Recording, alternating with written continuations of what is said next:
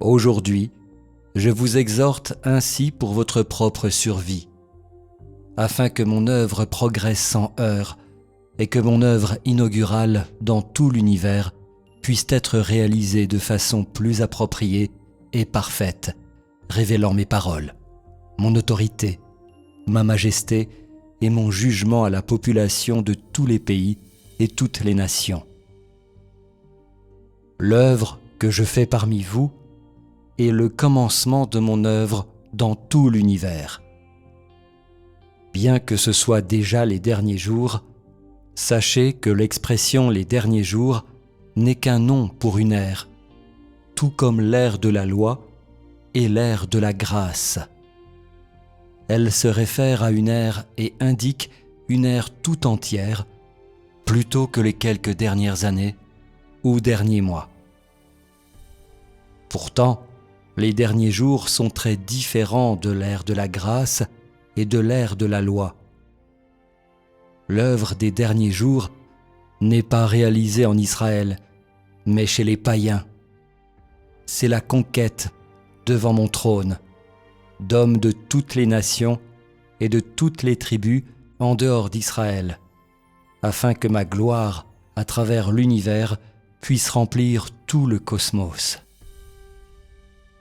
C'est pour que je puisse gagner une plus grande gloire, pour que toutes les créatures sur la terre puissent transmettre ma gloire à chaque nation, pour toujours et à travers les générations, et que toutes les créatures dans le ciel et sur la terre puissent voir toute la gloire que j'ai acquise sur la terre. L'œuvre réalisée pendant les derniers jours est l'œuvre de la conquête.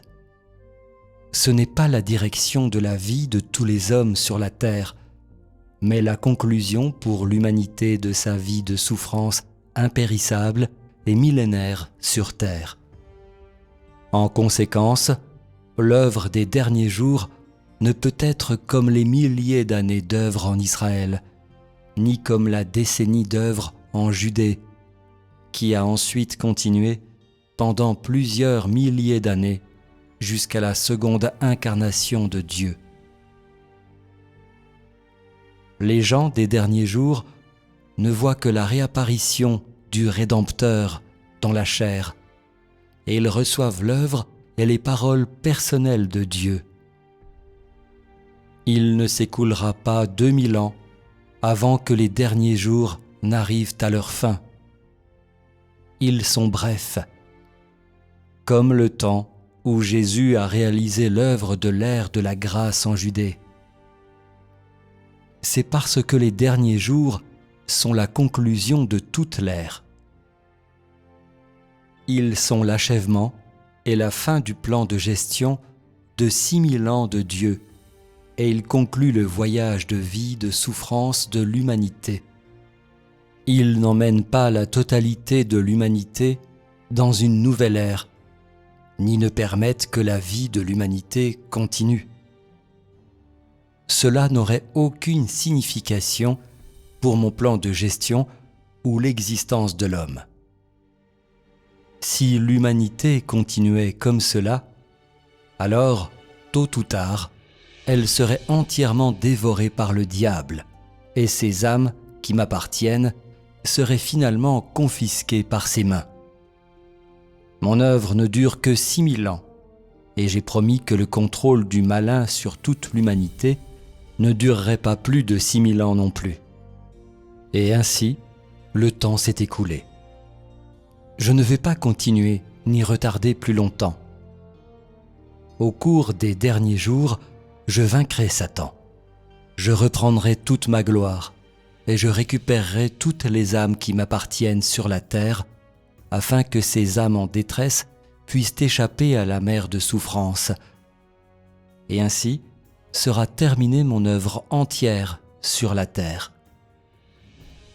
À partir de ce jour, jamais plus je ne deviendrai chair sur la terre, et jamais plus mon esprit tout contrôlant ne travaillera sur la terre. Je ne ferai qu'une seule chose sur la terre. Je referai l'humanité, une humanité qui est sainte et qui est ma ville fidèle sur la terre. Mais sachez que je n'anéantirai pas le monde entier et que je n'anéantirai pas toute l'humanité. Je garderai ce tiers restant, le tiers qui m'aime et qui a été complètement conquis par moi. Et je ferai en sorte que ce tiers soit fécond et se multiplie sur la terre comme les Israélites l'ont fait sous la loi, les comblant de brebis et de bétail abondant et de toutes les richesses de la terre. Cette humanité restera avec moi à jamais.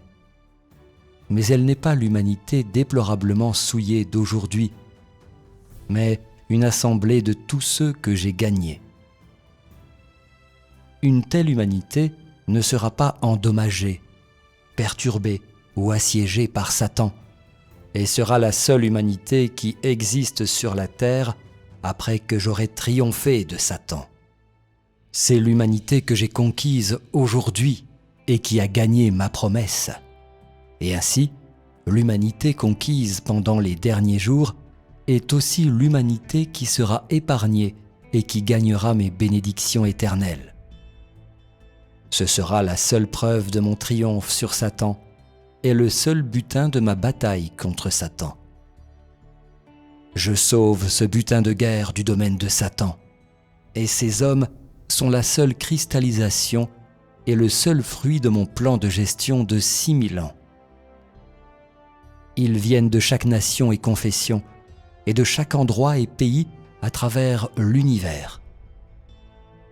Ils sont de races différentes, ont des langues, des coutumes et une couleur de peau différente, et ils sont répartis dans toutes les nations et confessions du globe, et même à tous les coins du monde.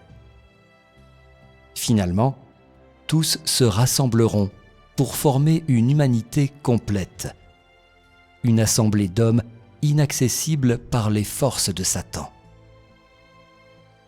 Ceux dans l'humanité qui n'ont pas été sauvés et conquis par moi couleront sans bruit au fond de la mer et seront brûlés par mes flammes dévorantes pour toute l'éternité.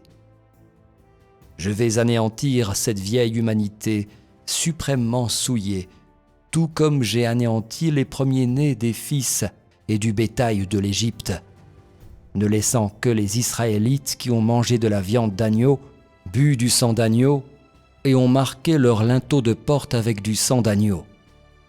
Les gens qui ont été conquis par moi et qui sont ma famille, ne sont-ils pas aussi ceux qui mangent ma chair, moi, l'agneau, qui boivent mon sang, moi, l'agneau, et qui ont été rachetés par moi et m'adorent?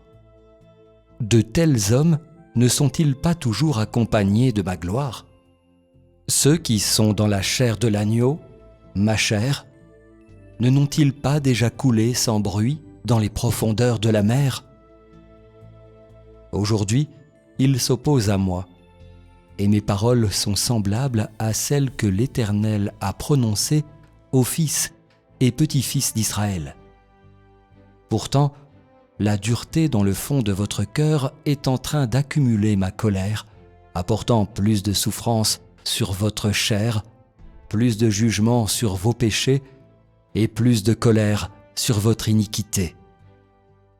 Qui pourrait être épargné au jour de ma colère quand vous me traitez comme cela aujourd'hui? Quelle iniquité pourrait échapper à mes yeux de châtiment? Qui pourrait voir ses péchés échapper à mes mains? Moi, le Tout-Puissant? Qui pourrait voir sa désobéissance échapper à mon jugement? Moi, le Tout-Puissant?